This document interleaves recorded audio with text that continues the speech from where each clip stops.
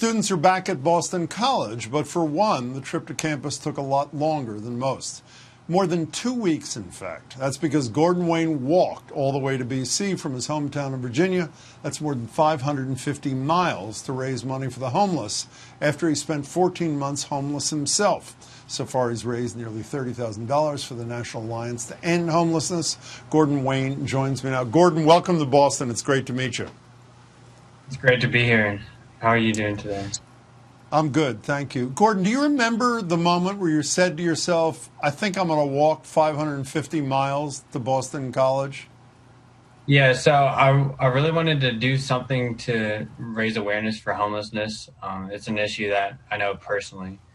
And I figured I needed a way to bring attention to it and to show, how passionate I was about it.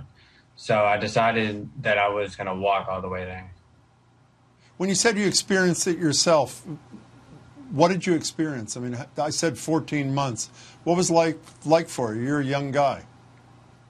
It was definitely the worst experience of my life. I felt like I wasn't a human.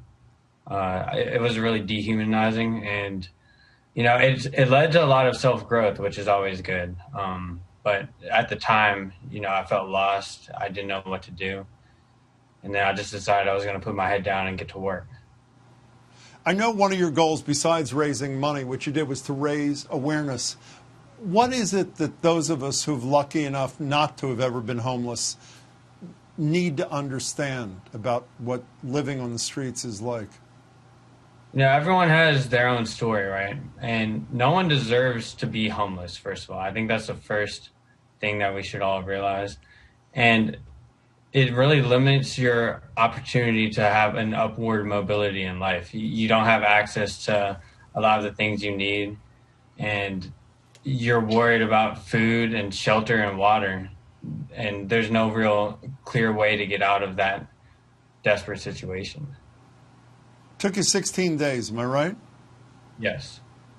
How were you treated along the way when you told people what you were doing and why you were doing it? Well, so I felt like my journey was kind of like being homeless because most people just drove past, A few people stopped, and those people were very kind, and I really appreciate that. But I'd say 99% of people just drove past, didn't even, notice I was right on the side of the road on the shoulder, coming at them. Was there a point at which you said to yourself, this was a good idea in theory when I was back in Virginia, but it's not such a great idea when I'm in the middle of it?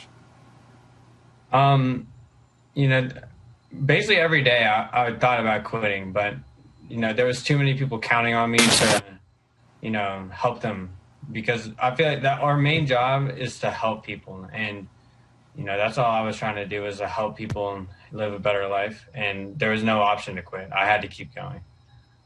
So I'm going to show people a little Instagram video you did from somewhere along the way, and you can set the scene for us. Here it is. Hello, everyone. I would like to welcome you to my room today. So you see over here, we have open space. My room is it's actually one of the biggest rooms in the world. I'm glad you're laughing, because I'm laughing too. I was worried it wasn't appropriate to laugh. Where were you when you did that, Gordon? I was outside of a hotel. So, fun fact: most hotels have a minimum age of 21, and that night I wasn't able to stay at a hotel. That was luckily the only night. So most hotels were understanding of my situation, and they let me stay, but that hotel wouldn't let me stay, and there was none in the area that would.